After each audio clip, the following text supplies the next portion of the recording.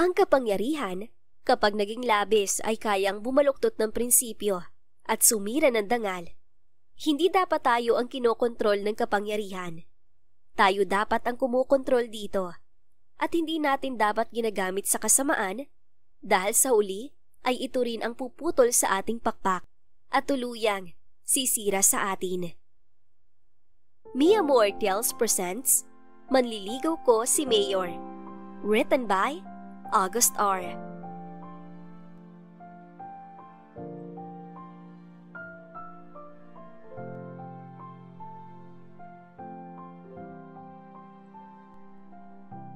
Nay, alis na ako. Paalam ni Sydney sa ina na nagbubukas ng maliit nilang sari-sari store. Mag-iingat ka, Sid. Bili nito ng bahagya siyang nilingon bago ipinagpatuloy ang pagbubukas. Mamaya ako makakadaan ka sa palengke. Bumili ka na rin ng ulam natin sa hapunan. Hindi ako makakaalis. Wala naman ako mauutusan dyan sa labas dahil may mga pasok ang mga bata. Lagi kasing nag-uutos ang nanay niya sa mga bata na napapadaan at naglalaro sa kalsada. Tuwang-tuwa naman ang mga bata dahil binibigyan ng pera o di kaya ay pagkain. Ako na ang bibili, nanay. Mga abala ka na naman ng mga batang naglalaro dyan sa labas. Sus, tuwang-tuwa naman sila. Minsan nga ay nagpepresenta pa. Oo na po, basta ako nang bibili mamaya ha. Maaga naman ang out ko dahil weekend. Hanggang 4:00 ng hapon lamang ang pharmacy kung saan siya nagtatrabaho kapag weekend. Kapag naman weekdays ay hanggang 6:00. Sydney, mabuti at maaga ka ngayon. Baka hanggang 5 tayo dahil wala ang dalaw nating kasamahan. Saka bibisita raw yata ang may-ari. Hindi sure kung anong oras, kaya hihintayin daw hanggang 5. Balita sa kanya ng kasamahang pharmacist na si Jenny. Tinanguan niya ito bago humarap sa mga gamot na nakahilera sa estante. Nag-i-inspect siya. Gawain na niya yon bago magsimula sa trabaho para hindi na maabala na pupunta pa sa likod para kumuha ng gamot na ubus na. Sige, aniya. Tulad ng inaasahan ay haggard siya maghapon. 6:30 na ay pauwi pa lang siya.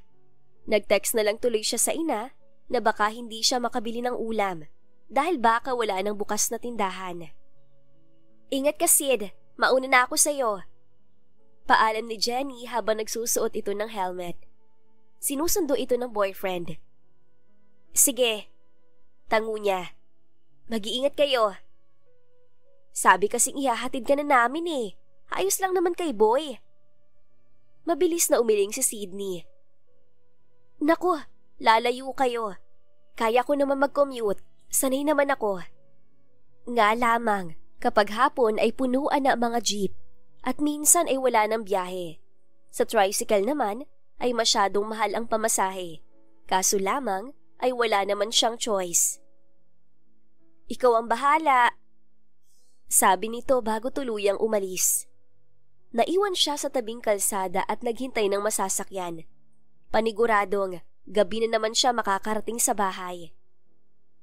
Ang tahimik na kalsada ay nabulabog nang may dumaang convoy. Ang ingay-ingay pa ng wangwang. Si Govian!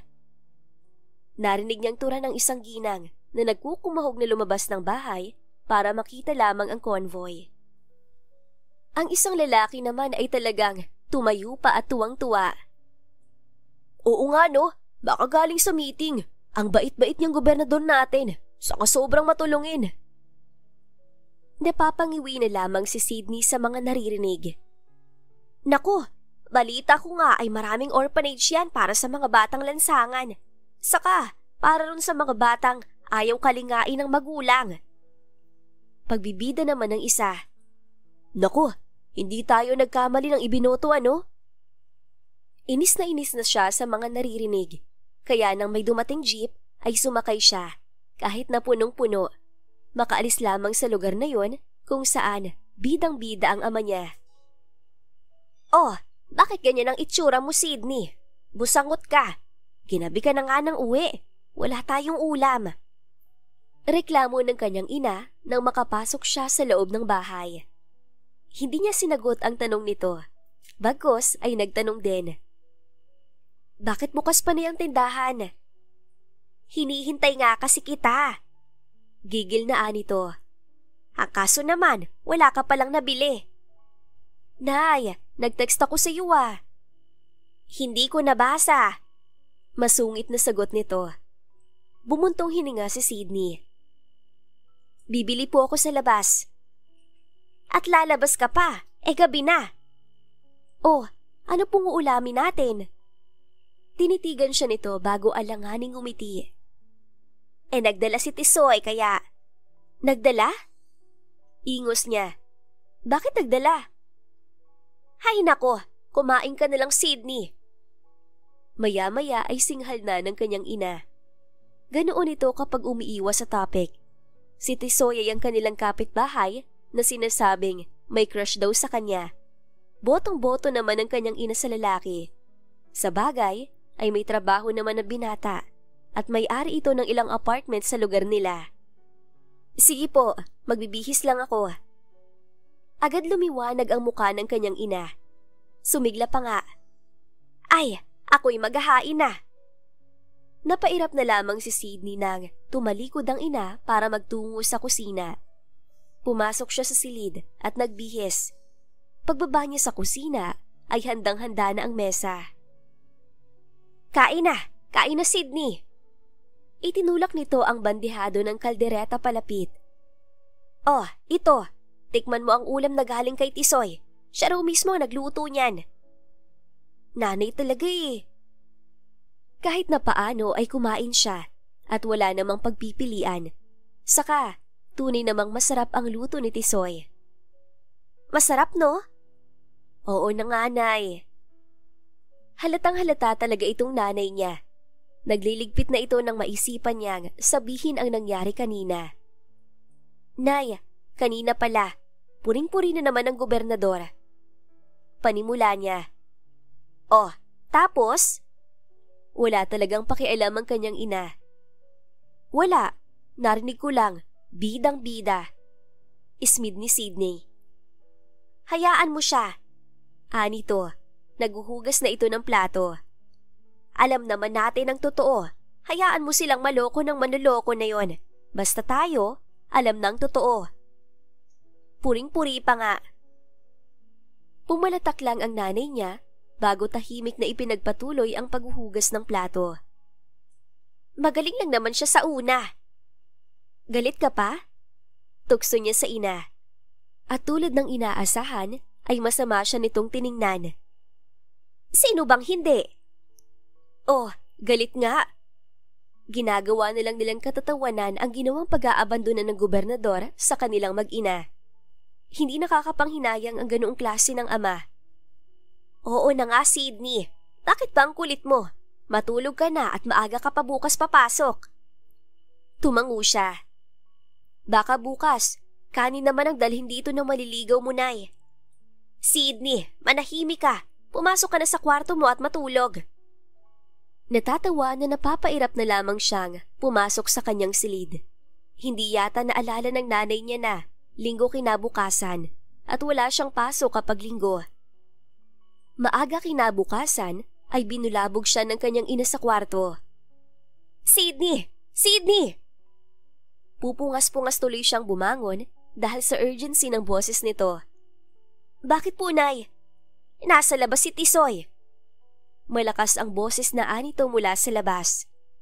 Labasin mo nga! Bakit? Anong meron at nandito ang lalaking yun? Ang aga-agang nakasimangot na naman tuloy siya. Kanin naman ang dala? Sydney! Hiyaw nito nang buksan niya ang pinto ng kanyang silid. Umayos ka! Harapin mo ng maayos ang binatang yon. Baka wala na tayong tagabigay ng ulam. Natatawang sabi pa ng nanay niya. Nanay, di ba may trabaho ako ngayon? Hindi ko mahaharap yan. Kunwari na lang ay sabi niya. Pabiro siya nitong sinapak sa braso. Wala kang pasok, Sydney. Linggo ngayon. Magbihis ka na at labasin si Tisoy, anak. Nanay? Ungot ni Sydney. Bakit ba ginadji ka riyan kay Tisoy? Anak, wala naman akong ibang purpose Tanggi nito. Mabait lang talaga yung binata. Saka, Ano namang masama kung makipagkaibigan ka kay Tisoy? Pumasok pa ito sa loob ng kanyang kwarto kahit na hindi naman niya inaanyayahan. Ba't pumasok ka pa? Walang kasama yung bisita mo sa labas. Nanlaki ang mga mata nito. Ikaw nga ang sadya at kung pwede ka rin makasama sa pagsisimba at pamamasyal. Nanay, ano ba naman yan? Paano pa ako makakatanggi kung sa simbahan pala ang pupuntahan? Grabe ka na talaga. Napilitan tuloy siyang magbihis at magayos. Kinurot pa siya ng ina bago tuluyang lumabas ng kanyang silid. Aray ko naman, Nay. Lalabas na nga, diba?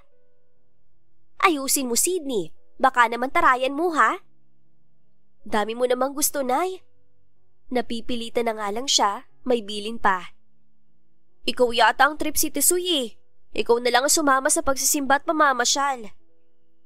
Sydney Soriano, ayusin mo ang buhay mo, ha? Anito, nagsisimula na namang magsermon habang palabas sila. Sinasabi ko sa iyong bata ka.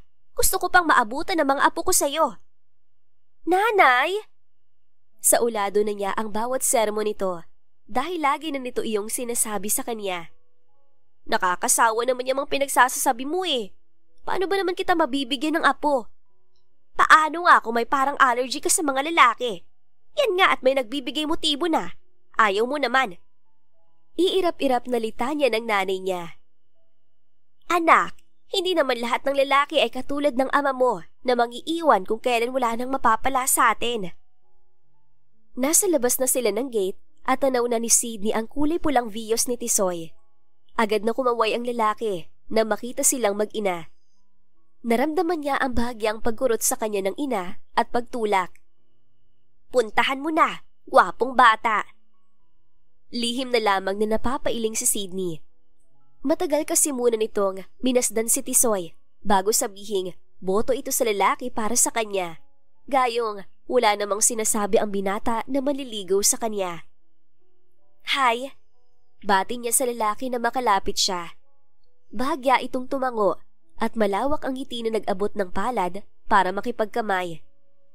Sid, mabuti naman at pumayag ka ngayon. Nako, ayos lang. Para rin naman makalabas ako ng bahay kahit minsan. Gusto sana niyang sabihin na kung hindi dahil sa nanay niya, ay wala naman talaga siyang balak na sumama rito. Makapagsimba rin at matagal-tagal na rin kasi nung huli. Pinagbuksan siya nito ng pinto sa backseat na ipinagtaka niya pero hindi na nagkomento at sumakay na lamang. Saka lamang niya naintindihan ng makapasok na. May lalaki sa front seat. Hi! Tiningnan lamang siya nito bago mabilis na lumipad ang mga mata sa pagpasok ni Tisoy sa driver's seat. Sid, si Ramirez Muriel pala. Tila hindi nito alam kung paano ipapakilala ang kasama. Boyfriend? Tanong niya. Nahihirapan lang kasi itong magpaliwanag. Kita naman ang pag-aalangan. Mahinang tumawa si Tisoy. Sorry. Mabilis na hingi niya ng paumanhin. Baka masabihan siyang feeling close eh. Halos ayaw nga niya itong labasin kapag nabisita sa kanila. Magsasalita pa sana si Sid pero nagulat na lang siya nang magsalita ang lalaki sa front seat. Yes, boyfriend. Got a problem with that? Masungit ang boses nito. Nawiwirduhan siyang umiling. Wala naman. Nakakagulat pero hindi naman nabago yon. Hindi lang siya sanay kaya weird sa part niya. Sinaway ito ni Tisoy. Ram, stop that. Bago siya balingan. Pasensya na Sid, akala kasi niya date namin. Oo nga, ba't pala kasama ako? Naisipan mo akong imbitahin? Tumingin muna saglit ang lalaki sa boyfriend daw nito bago ulit sa kanya. Wala naman. I just wanna be friends with. Tumikim pa muna ito bago ulit sumulyak kay Ramses. You, kung okay lang. Naguguluhan man ay tumango rin si Sydney. Oo naman. Wala rin naman kasi talaga siyang maituturing na malapit na kaibigan dahil masyado siyang tutok sa pag-aaral at na makapagtapos ay sa pagtatrabaho naman. That was how her days went by. Naging third wheel siya sa date ng dalawa. Pero ayos na rin naman kung saan-saan siya nakarating ng libre. "Sid, burger?" Alok ni Tisoy. At ito pa, para siyang naging anak ng dalawa. Busog siya sa mga pagkain. "Meron pa." Aniya, ipinapakita ang fries na kinakain. Nagtataka siya dahil sobrang tahimik ni Ramses. Hindi magsasalita kung hindi tinatanong at kung hindi naman importante. Ang next day off niya ay sa bahay lamang. Tutulungan niya ang ina na magbantay sa sari-sari store hanggang sa gumabi na. "Mukhang napapadalas ng labas niyo nito, Suya." Usisa ng ina ni Sid. "Close na kayo?" Kahit kasi hindi niya day off ay nagagawi ang lalaki. Minsan ay inihahatid siya nito at sinusundo sa trabaho. Takang-taka na nga siya pero hindi magawang magtanong. Kung alam lang ng nanay niya. "Opo, magkaibigan." "Yun lang?" "Nanay, ang pangit na niyang ginagawa mo." Irita ng saway niya rito. "Magkaibigan nga lang kami." "Ano naman? Sydney, ako'y nagtatanong lamang. Anong masama ron?" Nagtatalo pa sila ng nanay niya na may humintong sasakyan sa tapat ng sari-sari store nila. Royal Blue Land Rover Defender yon. "Oh, sino naman yan?" Kunot noong tanong ng kanyang ina habang nakasilip sa maliit na bintana ng tindahan. "Aba, kagandang sasakyan ah." Nakisilip na rin tuloy si Sydney. "Gabi na, ba't may naliligo pa rito niyan?" At nanlaki ang mga mata niya na makilala ang lalaking bumaba mula sa driver's seat ng sasakyan. "Ramses?" Kunot noong aniya. "Kilala mo, anak?" Tumango siya. Pagbaba nito mula sa sasakyan ay akala niya ay nag-iisa ito. Pero laking gulat na lang ni Sydney nang mula naman sa passenger seat ay bumaba ang isa pang lalaki, ang mayor ng kanilang bayan, si Mayor Luke Guanzon. "Kaibigan ni Mayor?" Maging ang nanay niya ay nagtataka na rin. "Isara niyo na po ang tindahan, Nay. Ako nang bahala sa kanila." Wika ni Sydney sa ina. Lumabas siya mula sa sari-sari store at sinalubong ang dalawang lalaki. "Good evening." Bati niya sa dalawa. Ilang siya kay Ramses dahil masyado itong tahimik, pero mas lalo namang nakakailang ang binatang mayor. Para itong mangangain, ang lalim tumitig ng kulay berde nitong mga mata. "Good evening, Sydney." "Hey, naligaw ka." Sagot niya sa pagbati ni Ram, pero ang kanyang mga mata ay hindi maalis sa kasama nitong nakasandal sa hood ng sasakyan. "Anong sadya niyo?" Malamig pa rin ang ekspresyon nito. Parang pinilit lang na magtungo roon. "Sydney, papasukin mo rito ang mga binatang yan." Hiyaw ng kanyang ina mula sa pinto ng bahay. "Ang pangit tingnan, nariyan kayo nag-uusap." Wala tuloy siyang nagawa kundi ang ayain ng dalawa papasok sa loob ng bahay. "Inutusan ako ni Mami na magpunta rito para magpakilala." Ani Ram. "Magpakilala?" Tahimik sa single sofa si Mayor Luke. Ang kanyang ina naman ay nakatayo sa hamba ng pinto ng kusina. "To know my half-sister." "Anong pinagsasasabi mo riyan, Ramses?" May ines na sa tono ng boses ni Sid. Hindi niya ito maintindihan. "I am Governor Rogal Morial's son at magkapatid tayo sa ama." Napanganga siya, hindi makapagsalita. Ang nanay niya ang muling nagtanong kay Ramses. "Ano naman ang kailangan niyo sa anak ko? Kung inutusan ka ng ama mo para mapalapit sa anak ko at may bala kayo sa kanya, huwag niyo nang ituloy. Magkakamatayin tayo rito." Umiling ang lalaki. "Hindi ang ama ko ang nagpapunta sa akin dito, ma'am. Ang mami ko po." "At bakit?" "Her reasons are crazy, but a little bit reasonable too." Sabi ni Ram. "Sabi ni ma'am, kilalanin ko raw ang lahat ng anak ni Dad sa labas para maiwasan na bawal na pag-ibig. Mabuti na raw yung maaga pa ay naagapan kaysa huli na." Mahina pa itong natawa pero hindi silang mag-ina. "Alam mo bang kami ng nanay ko ang nauna kaysa sa pamilya ninyo?" "I don't know about that at wala akong balak alamin ang nakaraan na babaero kong tatay. Ang sakin lamang ay sundin ang lahat ng gusto ng mami ko dahil may point naman siya. Hindi pa makakauwi ang nakababata kong kapatid Kaya ako lang munang naghahanap sa iba pa naming kapatid sa labas. Sa utos nga ni Ma'am. Dude, that's weird. Komento ni Mayor Luke. Saglit na napatulala si Sydney dahil sa laki at lalim ng boses ng Mayor. Nakapagtataka dahil hindi naman ganoon ang boses nito kapag naririnig niya sa balita o sa mga reels na nagpapasikat lalo rito. Shut up, Guanzon. Nakakainis lang na tumawa si Luke pero hindi na nagsalita. Pati tuloy siya ay napangiwi sa sinabi ni Ramesses at napakomento. Totoo? Marami siyang anak sa labas? Napapailing na lang talaga siya sa mga nilalamang impormasyon tungkol sa kanyang ama. Kaya inutusan ko si Tisoy para kilalanin ka, para makalapit ako sa iyo ng dahan-dahan. Pasensya ka na. Hindi na siya nagtanong pa, hindi naman siya curious.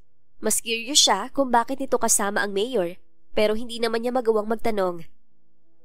Sa mga sumunod na araw ay laging nagagawi si Ramesses sa bahay nila. Minsan ay sinusundo rin siya sa pharmacy. Isang gabi na pauwi na siya galing sa trabaho ay iba ang sumalubong sa kanya, hindi ang Land Rover ni Ram. Anong ginagawa mo rito, Mayor? Pinagtitinginan ito ng mga tao. Hindi ito sumagot. Bagkus ay pinagbuksan siya ng pinto ng black Toyota FJ Cruiser nito.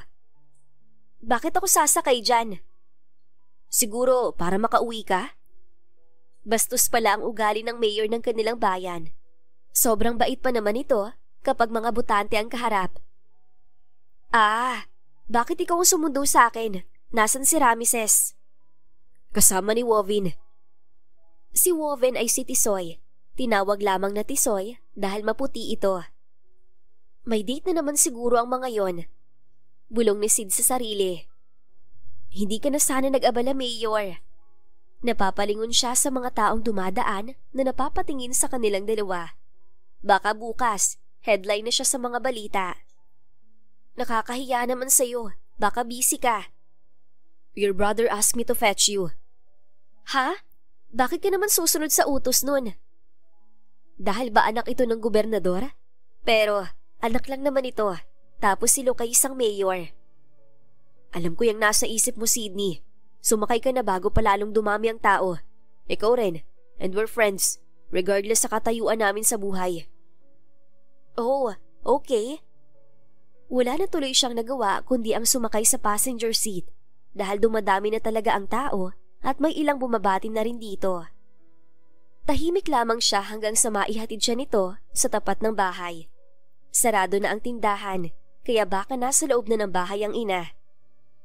Salamat, Mayor. Pasasalamat niya sa binata. Next time na pakiusapan ka ulit ni Ram, huwag mo nalang sundin. Kaya ko naman ang sarili ko. Pero umabot na ng 3 linggo ay hatid sundo pa rin siya nito. Nasanay na lang din siya. Iho, magmerienda ka muna. Alok ng kanyang ina kay Luke. Masyadong mainit sa palengke. Sabi ko naman sa'yo na huwag ka nang sumama. Umaga ng linggo at naisipan niyang mamalengke matapos magsimba. At ang aga-aga nga ay nasa bahay si Luke pagkatapos ay sumama. Wala naman siyang nagawa dahil talagang mapilit itong sasama. Salamat po, Nay. Nay? Kunot noong usisa niya. Hayaan mo na, Sydney. Ano ba naman tawagin din ako ni Luke ng ganon? Napapailing na pumasok siya sa kwarto at nagbihis. Tutulungan niya magluto ng tanghalian ng ina. Paglabas niya ay hindi niya nakita ang binatang mayor. Si Luke, Nay. Nasa tindahan. Siya raw ang magbabantay habang nagluluto ako. Puntahan mo na muna ron at samahan. Tatawagin ko na lang kayo kung kakain na. Naabutan niya ang binata na nagbibigay sa mga kababaihang bumibili ng kung ano-ano. Hindi niya ito magets. Publicity stunt ba yun? Kailan bang susunod na eleksyon? This is fun, ha? Nakangiting anito. Halata talagang nag-i-enjoy sa pagtao sa maliit nilang tindahan. Hindi ko first time na maging tindero, but this is more fun. Hindi naman lingid sa kaalaman ng lahat na para makapag-aral si Lukay, pumapasok ito bilang tindero sa palengke, kargador at kung ano-ano pang trabaho. Naging scholar ng mga Moryal, kaya nakapagtapos sa law school hanggang sa naging mayor. Ano ba talagang kailangan mo rito, Luke? Sa gitna ng katahimikan sa pagitan nilang dalawa, ay naisipang usisain ni Sydney ang tunay na pakay ng binata. Wala ka bang trabaho sa munisipyo at halos dito ka na tumira sa amin? Hindi naman ako naniniwala na dahil na naman kay Ram. He's calling me daily at wala naman siyang nababanggit tungkol dito sa mga pinagagagawa mo. Isn't it obvious? Tuluyan na siya nitong hinarap. Nakahalukip-kip. Bahagyang nakayuko dahil mababa rin lang ang bubunga ng tindahan. Naliligaw ako, Sydney Soriano. I am courting you. Saglit na natulala si Sid bago napanganga at napapangiwing tiningnan ng lalaki. Seriously? So you're one of those women who don't believe in actions speak louder than words? Bahala ka sa buhay mo. Nakangiwing tinalikuran na lang niya ito dahil hindi siya naniniwala rito. Isang umaga na nag-aabang siya ng sasakyan para pumasok ay parang tsismosong kapitbahay na lumapit si Tisoy. May hawak pang walis tingting. Sydney, naliligaw na sa'yo si Luke? Saan mo naman nabalitaan yan? Ako pa ba? Inirapan niya ang lalaki. Sa tinagal-tagal nilang magkapitbahay ay ngayon lamang sila naging close. Siguro ay dahil sa kapatid niya na lagi siyang hila kung gagala ang mga ito. Oo raw. Ay, hindi sure. Ewan na lang niya kung anong magiging reaksyon ng kanyang ina kapag nalaman nitong boyfriend ang hanap ni Tisoy at hindi girlfriend. Ewan ko ron, hindi nga ako naniniwala at baka trip lang ako. Aniya. Sino nga lang ba naman kasi ako kumpara sa kanya? Sa karon sa mga babaeng nalilink sa kanya, di ba? Sa gaganda ba naman ng mga yon? May model, business owner, mga professionals. Lalamunin ka talaga ng insecurities kung ganyan ka mag-isip, Sid. Sila nga dapat ang mainggit sa'yo dahil ikaw ang nagustuhan. Paano bang hindi? Ganun nga ang mga nalink sa kanya noon. At bakit? Hindi ka ba professional? Di ba? Tapos ka naman sa college? Gaga. Ismid ni Tisoy. Lalaking-lalaki pa rin naman ito. Pero minsan ay sumasablay na mga salita.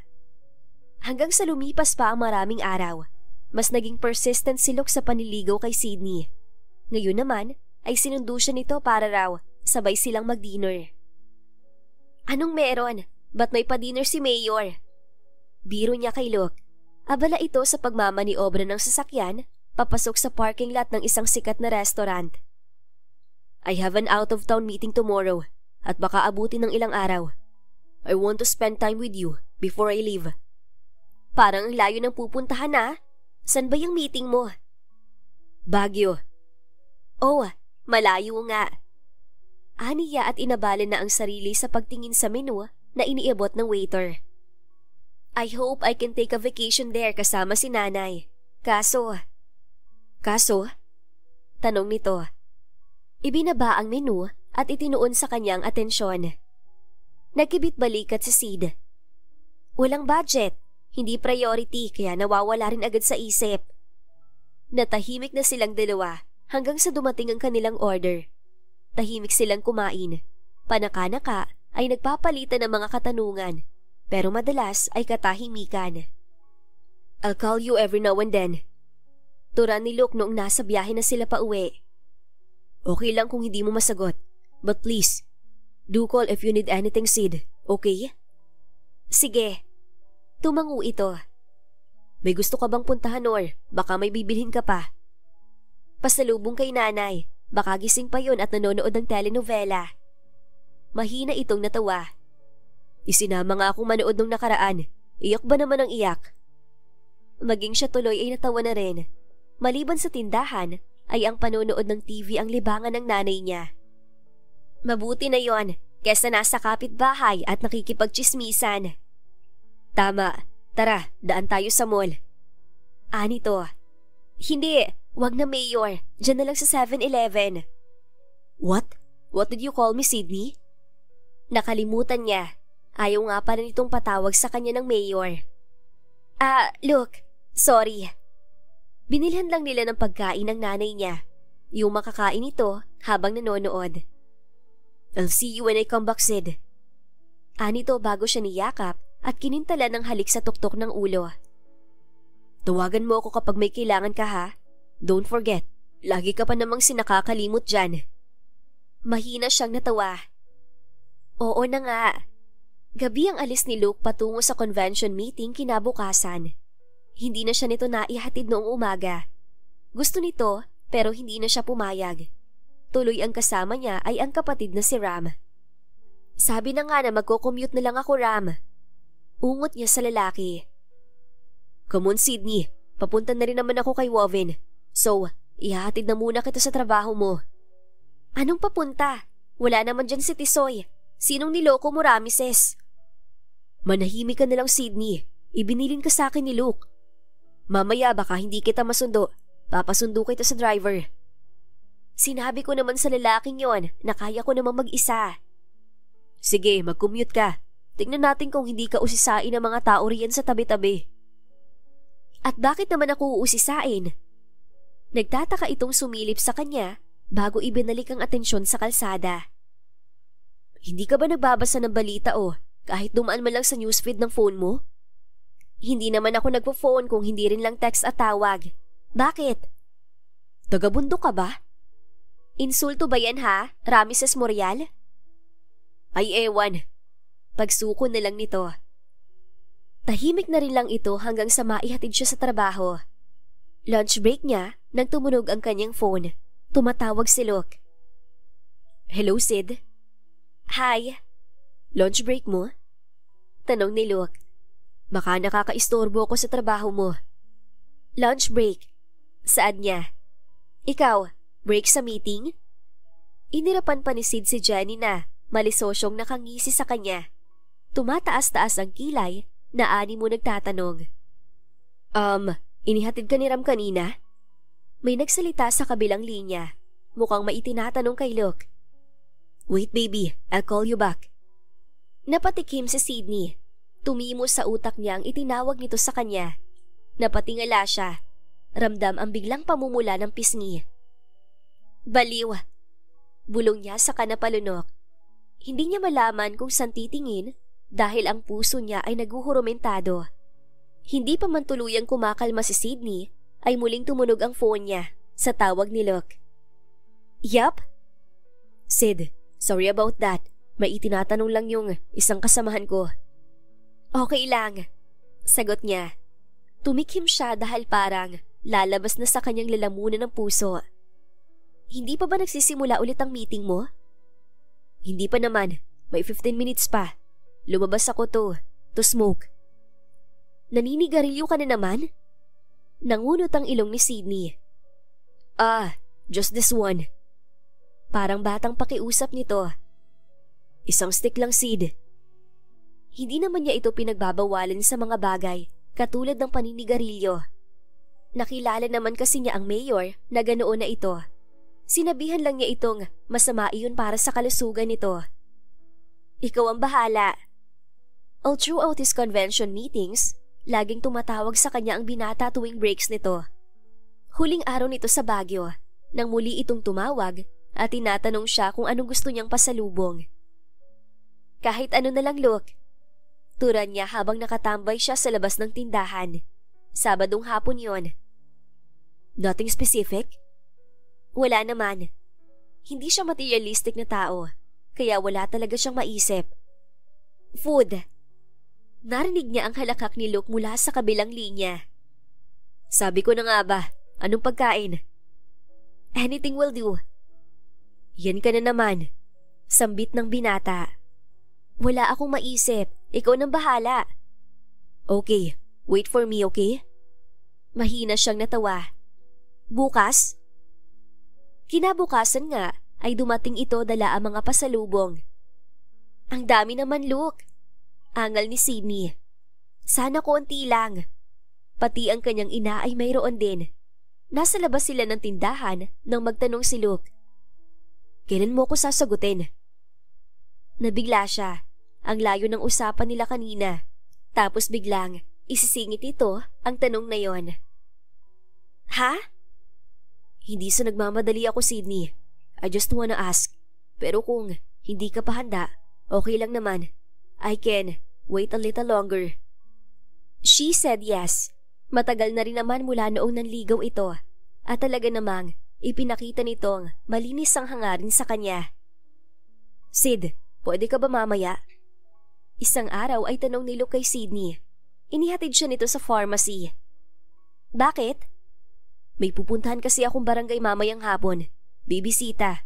Gusto ka raw makita. But, if you're busy. Sige, hapon naman no? Agad na lumiwanag ang mukha ni Luke nang marinig ang kanyang sagot. Talaga? Oo. Mamayang hapon. Susunduin kita sa pharmacy. Hindi ba muna ako magbibihis man lang sa bahay? Nakakahiya naman kung... Okay lang naman na naka-uniform ka, pero kung saan ka komportable, go ahead. Kung uuwi pa rin naman ako at magbibihis, baka malate ka. Nag-aalangan na aniya. Natatakot na nga siya sa mga reaksyon ng mga tao kapag nakikitang magkasama sila ng mayor. Parang hindi siya karapat-dapat sa lalaki kung husgahan siya at tingnan ng mga ito. Masaya naman ang kanilang pagsasama kahit na marami ang umiismid at nagtataas ng kilay. Okay lang yon, we can be late. They don't mind. Assurance nito sa kanya. Hindi na, diretso na tayo. You sure? Paninigurado pa ni Luke. Nakangiti siyang tumangaw rito para hindi nito mahalata na nag-aalangan siya. Oo, sunduin mo na lang ako mamaya rito. Kinahapunan, hindi pa man siya nakakapag-out, ay may pumarada ng isang sasakyan sa tapat at bumaba ang driver ni Luke. Sundo mo, Sid? Tanong ng kasamahan niya. Tumango siya. May date kayo ni Mayor Luke? Ang isa pa niyang kasama. May bibisitahin daw siyang lugar, isasama raw niya ako. Nagtinginan ang dalawa niyang kasama. Halata sa mga ito na nanguhusga. Kunwari lang na tuwang-tuwa sa love life niya. Hanggang sa matapos ang trabaho niya, ay panay ang tukso at tanong ng dalawa. Pero siya ay hindi na komportable. Tuloy ay parang doble ang kanyang pagod paglabas ng pharmacy. Good evening, ma'am. Pinapasundo po kayo ni Mayor Luke. Tinanguan niya ang driver. Kilala naman niya ito dahil ilang beses na rin itong nakasama ni Luke kapag nabibisita sa kanya, uminsan ay kapag susunduin siya. Si Luke po, nauna na? Ipinatawag po saglit ni Gov. Susunod na lang daw po siya. Hindi po ba nakakahiya na mauuna ako sa mayor? Baka po magalit sa akin ng mga tao ron. Mahinang natawa ang driver. Bakit naman po sila magagalit, ma'am? Saka, naroon naman po ang team ni Mayor Guanzon. Sila po muna makakasama mo habang wala pa po siya. Sumakay siya sa backseat. Bakit po ipinapatawag ni Gov? Kunwaring tanong niya. Urgent meeting po? Hindi ko alam, ma'am. Sagot nito bago umikot sa driver's seat at nang makaupo ay dinugtungan ang sinasabi kanina. Pero lagi naman pong ganun. Kahit po nasa urgent meeting si Mayor ay talagang susunod kung ipinatawag ni Governor. Ganun po ba? Baka po kasi magkasama sila sa politika, kaya ganun. Siguro nga po. Malayo-layo pala ang barangay na bibisitahin ni Luke, kaya halos gabihin na sila sa daan, tapos ay bundok pa. Marami na ang tao nang makarating siya kasama ang driver. Baka po gabihin na ng husto si Mayor Luke kung pupunta siya, no? Tapos galing pa siya kina Gov, masyadong malayo. Hindi naman po ugali ni Mayor na hindi puntahan kapag naka-oo na siya. Depende na lang po kung talagang emergency. Dito po tayo, ma'am. Narito po ang team. Susunduin mo po siya? Umiling ang matandang driver. Hindi po. Siya na raw po ang bahala na magmaneho papunta rito. Samahan ko na lang daw po kayo rito at baka mainip kayo. Mahina siyang natawa. Okay lang po. Hihintayin ko siya. Pero halos isang oras na ay wala pa rin ang binata. Nagtataka na rin ang mga tao. Mabuti na lang at may ibang politiko na dumating at yun ang nagsalita. Naisipan niyang tawagan na si Luke. Matagal bago ito sumagot. Luke, nasan ka na? Tanong niya nang sagutin ito ang tawag. Tumikhi muna ito at bumuntong hininga bago niya narinig ang sagot. Pasensya na, Sydney, natagalan, pero nasa biyahe naman na ako. Malapit na. Sige, I'll wait for you here. Pasensya na, baby. Urgent yung tawag ni Governor kanina, kaya... Tumingin siya sa labas ng silid kung saan naroon ang team. Marami pa rin namang tao. Okay lang, Luke. Sana nagpapahinga ka na ngayon kung hindi kita pinilit na isama, tapos ako pang na-late. May pagod sa boses nito. Sorry, baby. Dinaan na lang niya sa mahinang tawa ang pagod. Okay lang, basta ingat ka sa pagmamaneho mo. May mga bangin pa naman na daraanan. Mamaya, magpamaneho na lang tayo kay Sir Tuning pag uuwi na tayo. Yes, baby. Malapit na ako. Nakakatuwa lang na talagang hinintay ng mga tao si Luke kahit na mag-aalas 9 na dumating. Kita ang saya at tuwa sa mga tao habang nakikipagkwentuhan dito. Giliw na giliw rito pati matatanda. At oo nga pala, yung request ninyo nung nakaraan. Malawak ang ngiti na sambit ni Luke na ikinahiyaw ng mga tao. Tinawag siya nito kaya kahit nahihiya ay nagtungo siya sa unahan. Si Sydney Soriano po, girlfriend ko. Tulad ng inaasahan, marami ang natuwa, pero marami rin ang nagtaas ng kilay. May mga bulungan din siyang narinig. Akala ko pa naman artista o kaya modelo, no? Wika ng isang babae na nasa edad 30. Sumagot ang kausap nito, nakaismid. Kahit na nahuli siyang nakatingin, ay tuloy pa rin. Oo nga, mukhang tindera lang palang trip ni Mayor. Sayang naman. Tumikim si Sydney para ipaalam na naririnig niya ang pag-uusap ng dalawa. Tumigil ang mga ito pero nakataas pa rin ang kilay at lumipat lamang ng pwesto para ituloy ang kwentuhan na siyang laman. Ayos ka lang, Sid? Tanong ni Luke nang matapos itong makipagkwentuhan sa mga tao sa barangay na yon. Kasalukuyan na silang nasa biyahe pa uwi. Nasa backseat silang dalawa at driver nga nila si Sir Tuning. Tumango siya. Medyo inaantok na nga lang. Kinabig ni Luke ang kanyang ulo para ihilig sa balikat nito. Sleep for a while. Gigisingin na lang kita kapag malapit na tayo. Hinaplos nito ang kanyang buhok at marahang kinintalan ng halik. Pasensya ka na, baby. Ani to, hindi na sana kita isinama. Hindi ko kasi alam na magkakaroon ng... It's okay, Luke. That's your job. Okay lang sa akin na samahan ka sa mga ganitong lakad mo. Thank you. But for the upcoming elections, I think medyo busy. And bumangon siya sa pagkakahilig sa balikat nito bago binigyan ng malambing ng ngiti ang kasintahan. Look, hey, I understand. Ano ka ba? Malapit na nga naman ang eleksyon at magiging busy ka talaga. Naisip ni Sydney na baka rin tungkol sa eleksyon kaya ipinatawag ito ng gobernador. Baka lalaban na naman ito para manloko ng mga tao. Mas naging busy nga si Luke dahil sa pangangampanya. Lumaban ulit ito bilang mayor. At tama ang hinala niya na lumaban na naman bilang gobernador ang kanyang ama. Katatapos lang ng pangangampanya namin sa malayong baryo, baby. Salubong sa kanya ni Luke nang pagbuksan niya ito ng pinto. 9:00 na ng gabi. So tired but fulfilling na makisalamuha sa mga tao. Natatawa ang ani to bago yumakap sa kanya. May ilan nga na hinahanap ka at ba't daw hindi kita kasama? Sabi ko na lang na busy ka. Sasama ako bukas, Luke. Gasino nang umabsent siya kahit isang araw para samahan si Luke. Mauunawaan naman siya ng may-ari ng pharmacy.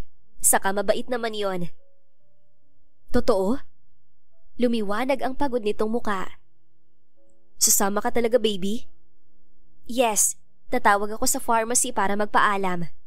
Oh, by the way, bakit pala rito ka nagdiretso? Kumain ka na ba? Nakasuot pa nga ito ng t-shirt na may mukha nito. Ang gwapo. Gwapo ng nasa shirt mo, ah. Biro pa ni Sydney.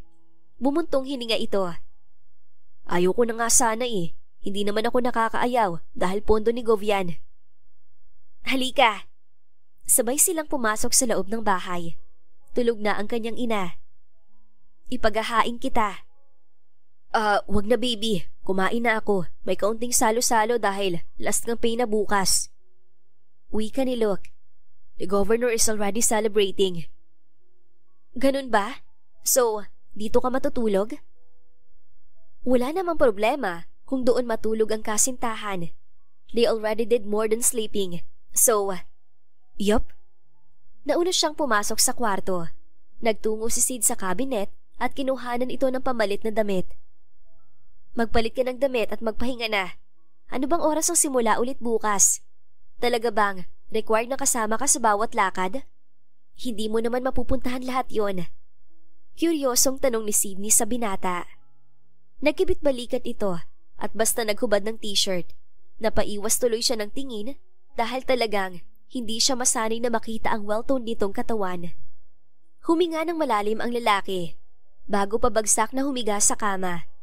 Tinapik nito ang space sa tabi. Come on baby, let's sleep. Sobrang excited ko na makasama ka sa kampanya bukas. At the end, Luke Guanzon won again in the election and also her father. At kasabay rin nun ay masyadong naging busy ang binata. Hindi niya alam kung dahil bagong simula na naman ang termino nito o ano. Pagod? Isang gabi ay tanong niya sa kasintahan. Doon na naman ito sa bahay niya umuwi. Pasok ka. Kumapit siya sa braso nito at sabay silang pumasok sa loob ng kanyang kwarto. Ang dalawang kasama nito ay nanatili sa sasakyan. Bakit pala may kasama ka? Dati-rati naman kasi ay nag-iisa lang ito o kaya naman ay kasama lang ang driver nitong si Sir Tuning. Nagkibit balikat si Sydney, hindi na inulit ang tanong. They are my bodyguards. Hindi naman nakapagtataka kung may bodyguards ito dahil nasa politika ang lalaki. Nakakapanibago lang. Ba't dati wala? Tulad ng nakasanayan ay ikinuha niya ito ng damit na pamalit sa kanyang cabinet. Change your clothes, Mayor Guanzon. Tumawa ito. Humalik sa kanya bago nagbihis. They are just like that. Madalang magkita. Uuwi ang lalaki sa kanya kung matutulog na. Minsan, sa tawag nilang sila nagkakausap sa sobrang busy nito. Nasa pharmacy pa rin naman siya. Tumatao pa rin sa sari-sari store kapag day off at walang pasok. Napapagawi pa rin naman si Ram kapag nagpupunta kay Tisoy. Sydney! Napairap na lang si Sydney dahil sa malakas na hiyaw ng ina mula sa labas ng bahay. Linggo kaya wala siyang pasok. Po? Nandito si Tisoy. Tamad siyang naglakad palabas ng bahay. Naroon nga si Tisoy, nakasando at nakashorts lamang at crocs ang sapin sa paa.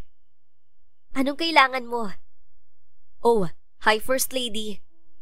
Nakangising kaway nito. Baliw. Ingos niya sa lalaki. Ano nga? Natatawa na ring usisa niya. Lagi lang naman itong pakalat-kalat sa paligid, pero minsan ay wala ito dahil may inaasikaso yatang kung ano. Wala naman. Nito, pero halata ang lungkot sa mga mata nito. Baliw kang bakla ka. Ano nga? Inismiran siya ng lalaki. Kiss, gusto mo? Ano nga? May problema ba? Mabuti na lang nasa loob ng tindahan ng ina, kundi ay nakikiusosyo ito. Tumambay silang dalawa sa labas ng tindahan.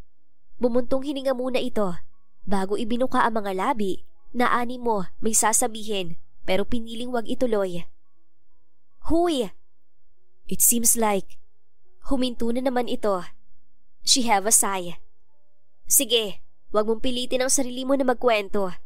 Basta nandito lang naman ako kung kailangan mo ng kausap. We're friends after all. Kahit na napagkakamalan ako maliligaw mo? Napangiti siya.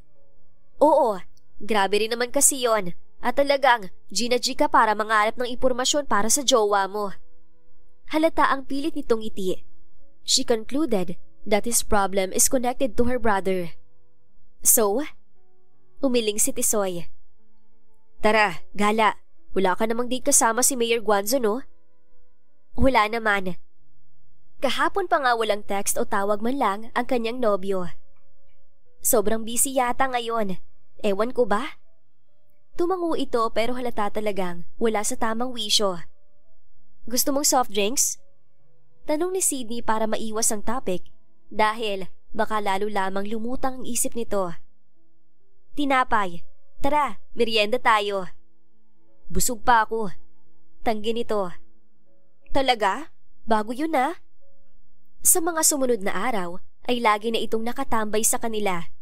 Sa umaga, ihahatid siya at sa gabi ay nakatunga nga sa labas ng bahay nito.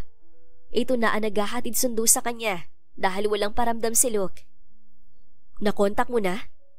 Tanong ni Tisoy isang gabi na nakatambay na naman ito sa tapat ng bahay. Umiling si Sydney. Hindi pa rin. 3 araw na ha? Nakapagtataka naman na kahit yung driver, hindi ka ihatid sundo. Yun na nga rin ang iniisip niya. Ba't bigla na lang itong walang paramdam?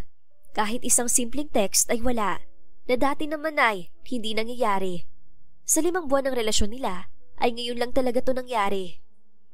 Iyaan mo na at baka talagang busy lang. Pampalubag loob sa sarili na wika ni Sydney. Nag-aalala na talaga siya sa totoo lang. Ikaw, kumusta ka Tisoy? Umiling na naman ito at ngumisi. Oks na oks, dude. Lokohin mo lelang mo, Wovin. May problema kayo ni Ram? Parang 1 linggo nang hindi nagagawi ah. Tumingala ito sa langit na puno ng mga nagkikislapang bituin bago pagak na natawa. Missing in action din si Gago. Tell me about it. Bigla na lang hindi nagparamdam na walang parang bula. Tapos ng tawagan ko. Tumikhi muna ito bago nagpatuloy. Nakikipag-break. Hala! Mabilis niya itong niyakap. Sorry, kinulit pa kita para magkwento. Sabay nga na hindi nagparamdam si Ram at Luke. Wala siyang balita kahit na mayor ito at lagi dapat na napag-uusapan ng mga ginagawa. Pero wala. A week has passed and she discovered that she's pregnant. But how can she tell it to him when he's nowhere to be found?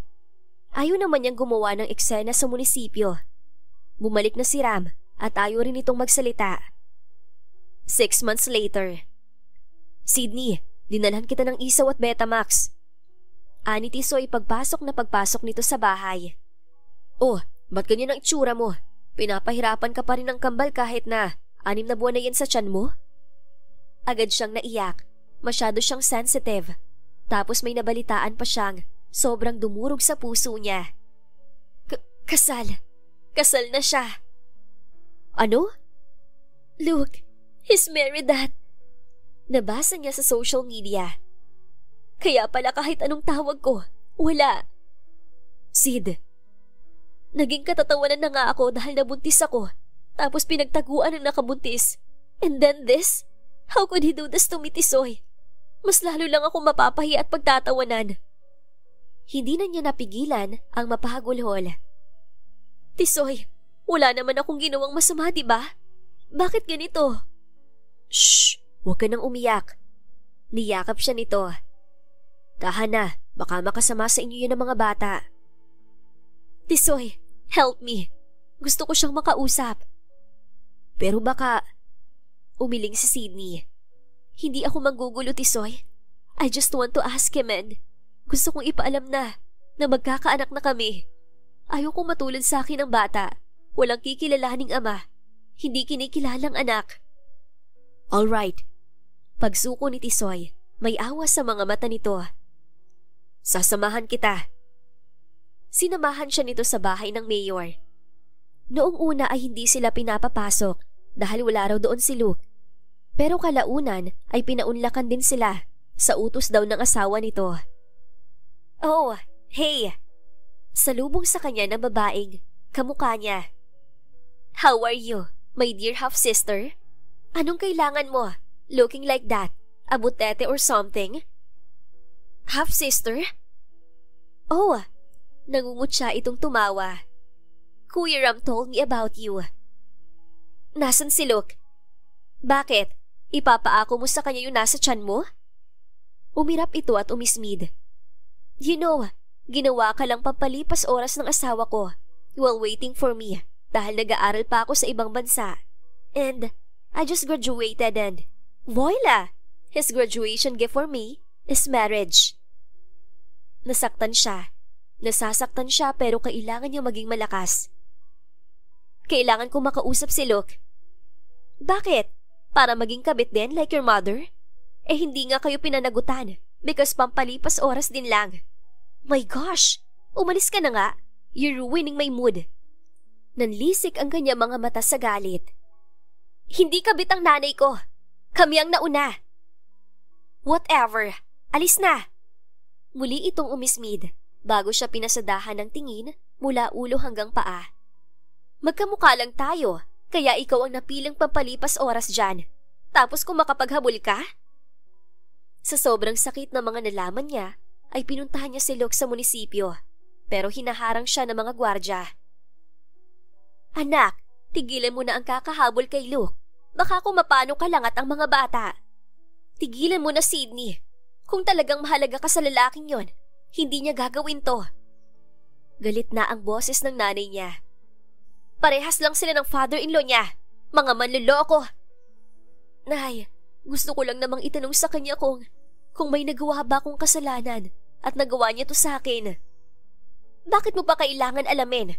Sydney, kaya nating buhayin ang mga batang yan na wala ang tulong na manlolokong mayor na yon. Litanya nito bago pumalatak at namewang sa harapan niya.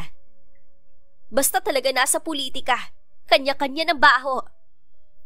Sa stress, problema, pagod at hindi pagkain sa tamang oras, nalagay sa alanganin ng kambal.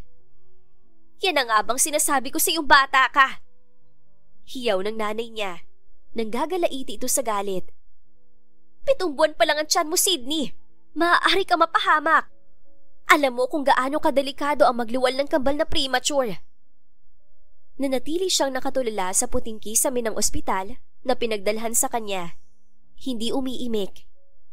Ewan ko ba naman sa iyong bata ka? Frustrated na anito. Tinalikuran siya. Sakto naman ang bukas ng pinto ng silid at pagpasok ni Ram ay kasunod si Tisoy.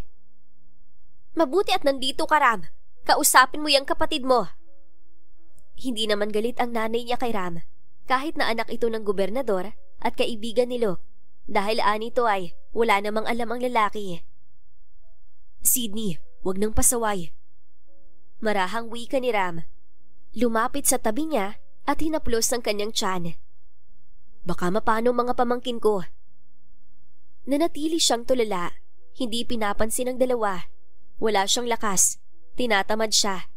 Maging usisain nga kung bakit magkasama ang dalawa ay hindi niya maisatinig. Lumapit din si Tisoy sa kabilang tabi niya. Napakatigas kasi ng ulo mo. Diba, sabi ko, lagi mo akong tawagin kapag may kailangan o gagawin ka? Nasa kabilang kalsada lang ako, Sydney. Asik nito. She did not respond. Mabilis din naman siyang na-discharge, pero maraming paalala ang doktor. Ngunit ang mga sumunod na araw sa bahay ay hindi nakatulong dahil lagi niyang naaalala si Luke. Hanggang sa makita niya ito sa balita sa TV. Nakangiti, masaya, kasama ang asawa. Napagulhol siya habang ang mga mata ay nakapako sa telebisyon. Pero agad na napalitan ng panik ang iyak niya dahil sa biglaang pagsakit ng tiyan. Aray! Nay! Nanay! She gave birth to the twins, premature at 7 months. 2 years later, sinikap niyang palakihin ng kambal na siya lamang at ang ina. Katuwang din niya si Tisoy dahil nawala na naman na parang bula si Ramesses. Nag-resign siya sa pharmacy. Naghanap na lang siya ng work from home job para sarili niya ang oras at para matutukan niya ang kambal na ngayon ay 2 taon na. Kai? Ken! Tawag niya sa 2 bata. Nawala na naman ang mga ito sa carpet sa sala. Kahit na hindi pa naman gaanong nakakalakad, ay talagang pinipilit ng 2 at kung saan-saan nakakarating. Kai? Ken? Walang sumasagot. Napilitan tuloy siyang tumayo mula sa harap ng computer at sumilip sa labas. Ay Diyos ko! Nanay! Hiyaw niya sa inang nasa loob ng tindahan. Yung mga bata! Nasa labas na! Mukhang narinig din ni Tisoy na saktong papalabas ng gate ng bahay nito. Agad itong luminga at nakita ang 2 bata na magkahawak ang kamay, nagtatawanan at paisa-isa ang hakbang. Diyos ko, kayong mga bata kayo! Nang makalabas ay pinanggigilan niya ang 2 na naghahalakhakan lang sa tuwa at sumisiksik sa mga binti ni Tisoy. Nadala tuloy siya at natawa na rin. Tawa pa ha? Ba't na ginawa ninyo? Kaya't Ken. Humikbi ang dalawa at tumingala kay Tisoy. Nagpapaawa. Kawawa naman ang dalawa na yan. Pinagalitan ni Mama. Come here. Come here. Sabay na binuhat ni Tisoy ang dalawa. Pinagmasdan niya ang tatlo. Kung sana o kung naroon lang si Luke ay baka ganoon din sila kasaya o mas higit pa. Napansin ni Tisoy ang titig niya. Oh, ano yan? Pinapantasya mo na ako ang ama nitong mga chikiting? Hindi pwede. Mahinang natawa si Sydney. Kadiri ka. Napansin niyang nakaporma ito. Saan ang punta mo? Lumawak ang ngisi nito. May date ako. Inismiran lamang niya ang lalaki. Ako pang niloko mo. Hindi naman kasi talaga ito nakikipag-date simula noong nakipaghiwalay si Ram dito. Pero napanganga si Sydney nang makitang seryoso ang mukha ng kaibigan. Seryoso? Dahan-dahan at nakangisi itong tumango bago pinupog ng halik ang dalawang bata na pinaglalaruan ng mga buhok nito. Lalaki? Umirap si Tisoy pero tumango rin. Malakas siyang napahalakhak. Ang saya ng puso niya para sa kaibigan. Lumipas pa ang mga araw. Sydney, tumao ka nga muna rin sa tindahan. Ako'y naiihi na. Utos ng nanay niya. Mabuti at tulog ang mga bata. Maagang nakatulog dahil sa pagod maghapon sa kakalaro sa kabilang bahay. 8:00 na, bakit hindi pa isara? Bulong-bulong niya habang naglalakad patungo sa tindahan. Sayang ang benta! Asik ng nanay niya. May handaan kasi sa kabilang kanto at ang tindahan nila ang pinakamalapit. Wala siyang nagawa kundi ang umupo sa loob. Wala namang nabili kundi ang mga batang pailan-ilan. Bumibili lang ng 5 pisong candy. 10:00 nang magpasya siyang isara na ang tindahan dahil nakakaramdam na rin siya ng antok. Nay, magsasara na ako. Hiyaw niya sa ina na nasa loob ng bahay. Paniguradong nanonood ito ng teleserye. Inayos niya ang mga paninda bago lumabas sa harap ng tindahan para ibaba ang panara. Pero hindi pa man niya tuluyang naisasara ay pumarada sa tapat ang kulay royal blue na Land Rover Defender na kilalang-kilala niya kung kanino. Ramesses? Kunot noong bulong niya. Anong ginagawa niya dito? Ang susuray-suray na si Luke ang bumaba at naglakad papalapit. Sydney? Baby? Ang lahat ng sakit na naibaon niya sa kaibuturan ng kanyang puso ay unti-unting pumaibabaw. Ang hinanakit, ang pighating naramdaman niya ay naalala niya. Bumalik sa kanya na makaharap muli ang lalaki. Lasing na lasing ito. Mag-usap naman tayo. Sumulak ang galit sa puso niya, pero pilit niyang sinupil dahil wala rin namang patutunguhan ang galit niya dahil lasing ito. Akma siya nitong hahawakan nang mabilis siyang umiwas. Baby! Halos mapaluhod na ito. Muli siyang napatingin sa sasakyan nang mula naman sa passenger seat ay bumaba si Ramesses. Hindi tulad ng dati na lagi itong maayos. Ngayon ay magulo ang buhok nito at ang damit ay gusot-gusot. Sydney, pasensya ka na. Hinging paumanhin ito nang makalapit sa pwesto nila. Luke, we need to go. No! Lasing na sigaw nito at humakbang papalayo kay Ramesses. Kakausapin ko si Sydney. I wanna see your babies. Sumulak ang gigil kay Sydney. Anak? Wala kang anak dito. Iyak nang iyak si Luke kaya si Ram ang sumagot. Nakamonitor siya sa inyong mag-iina.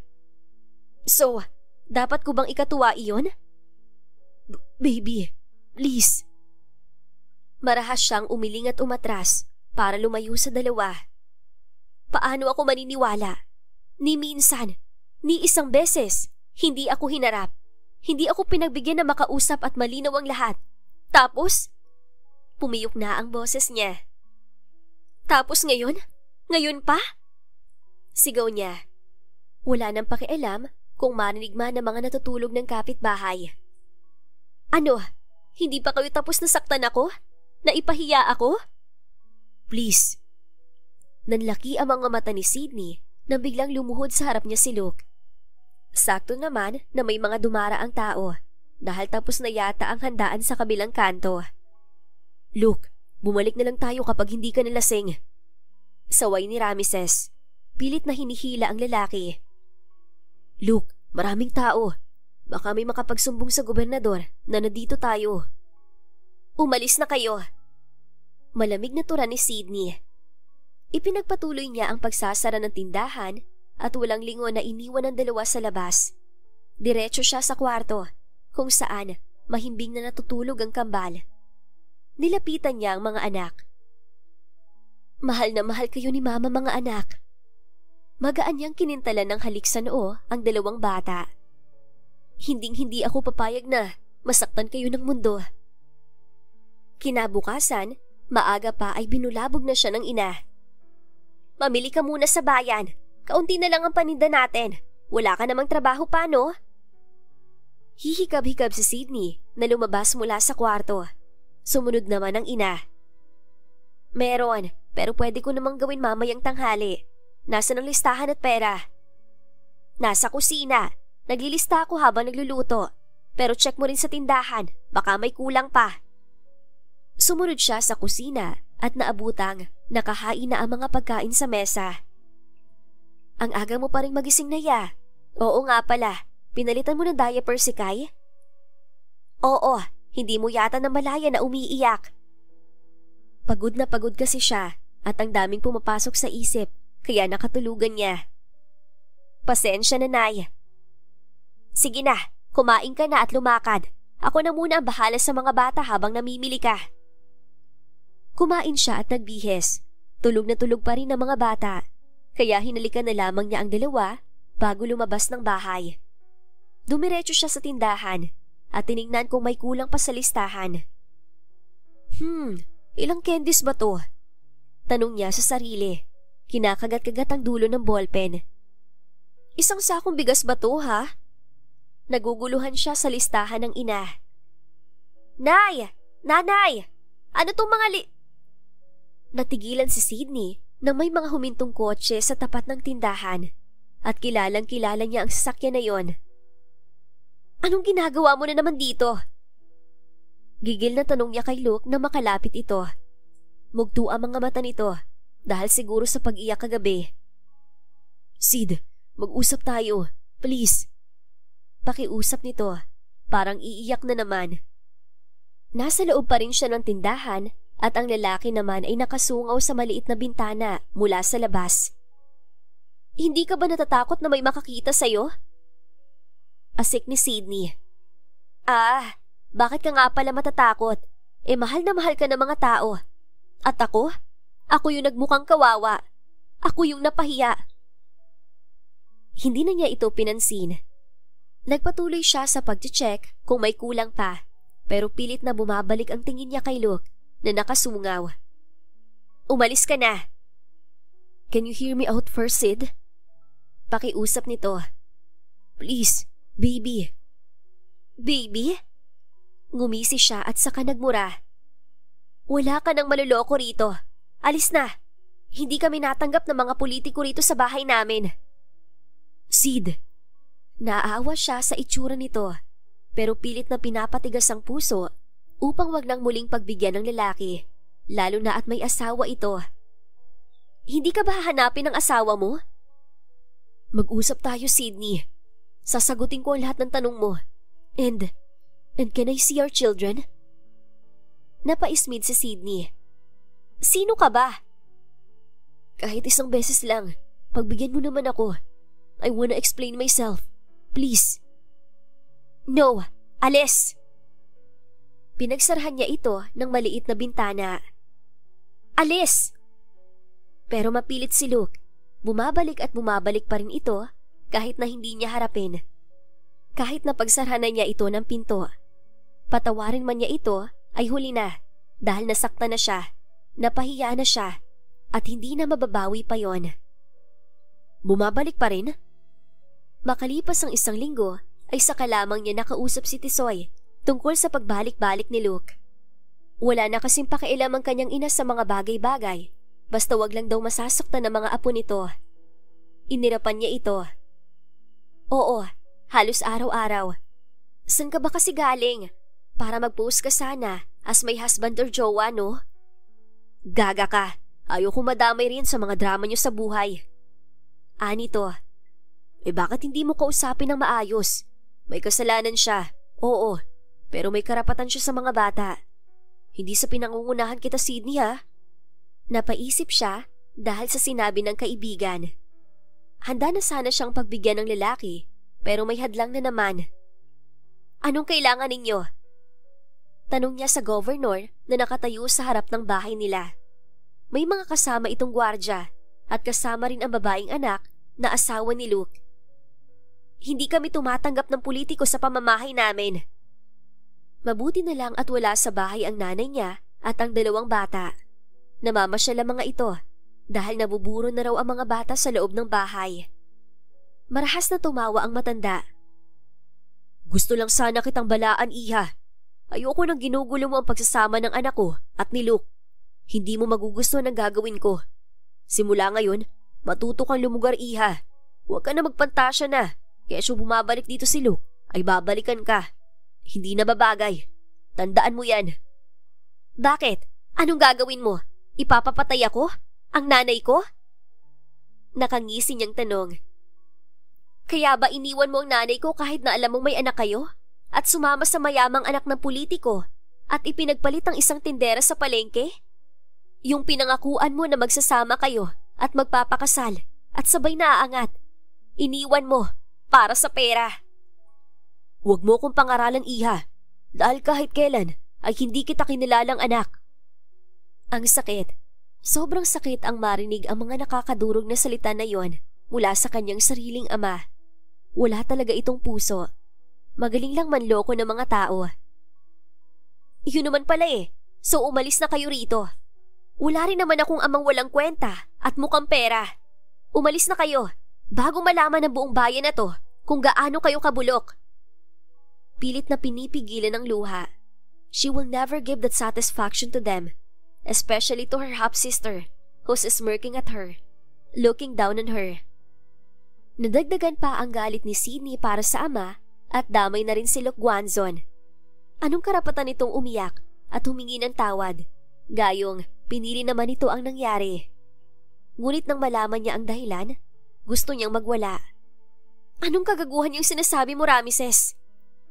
Sikmat niya kay Ramesses na bigla na lamang sumulpot sa bahay kasama ang ina nito. Huwag kang gumawa ng kwento rito. Walang maniniwala sa'yo.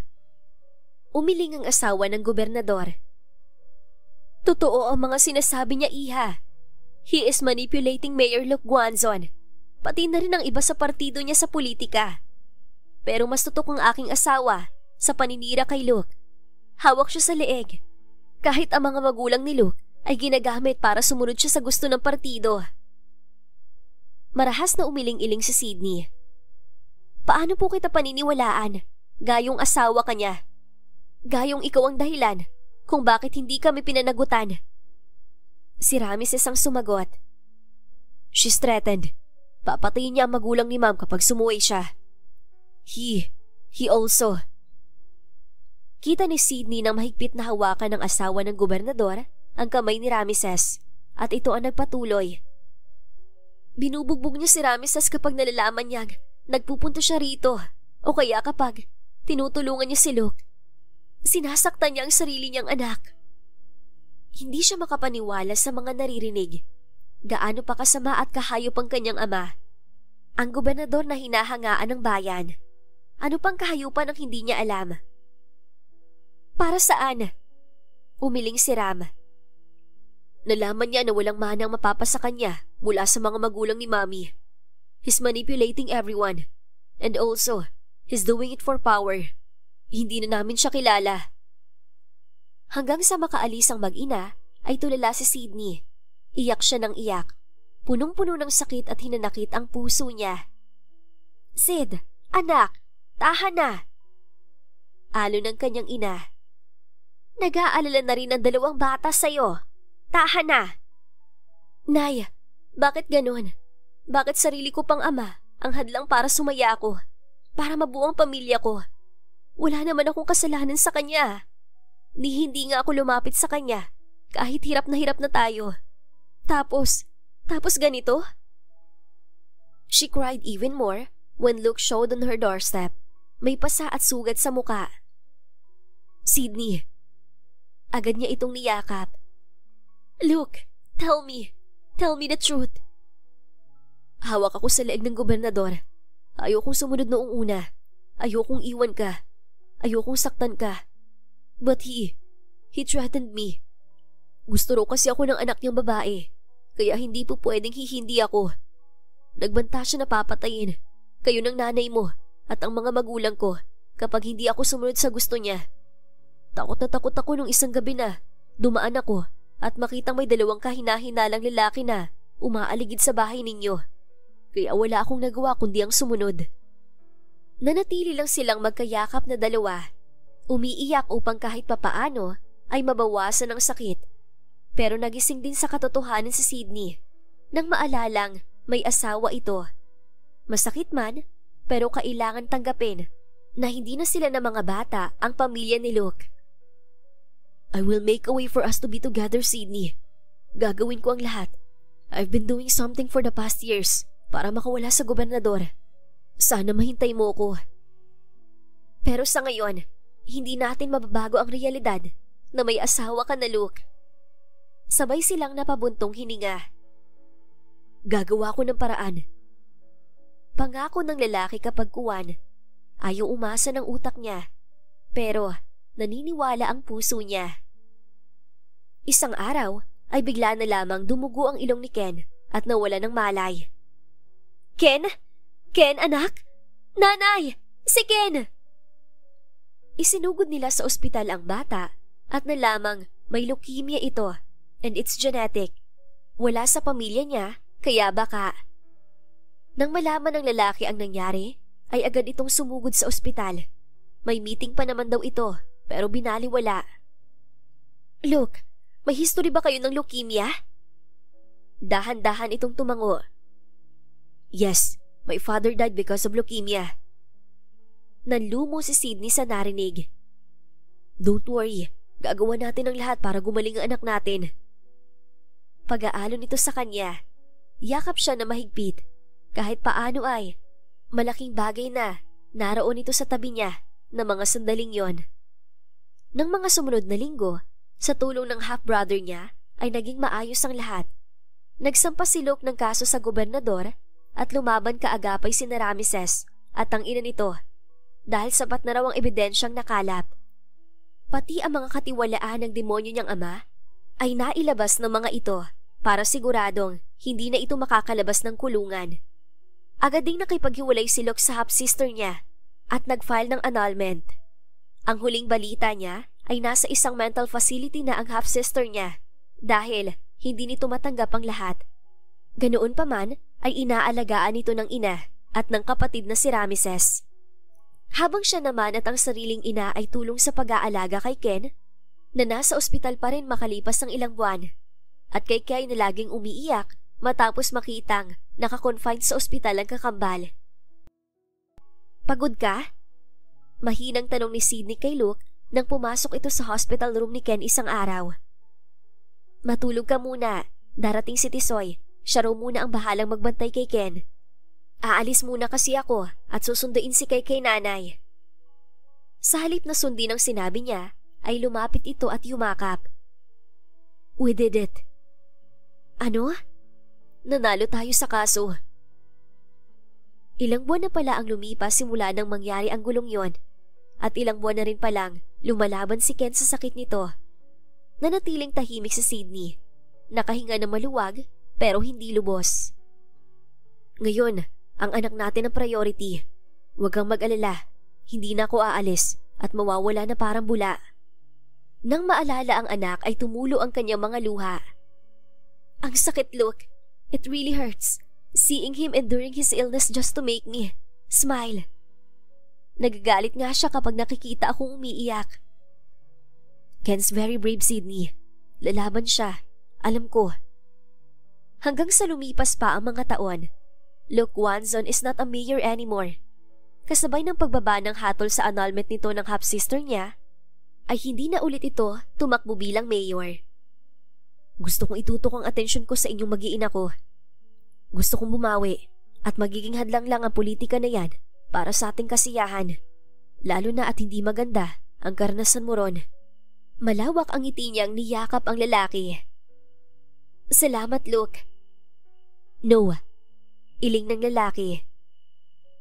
Thank you dahil tinanggap niyo ulit ako sa kabila ng mga kasalanan at pagkukulang ko.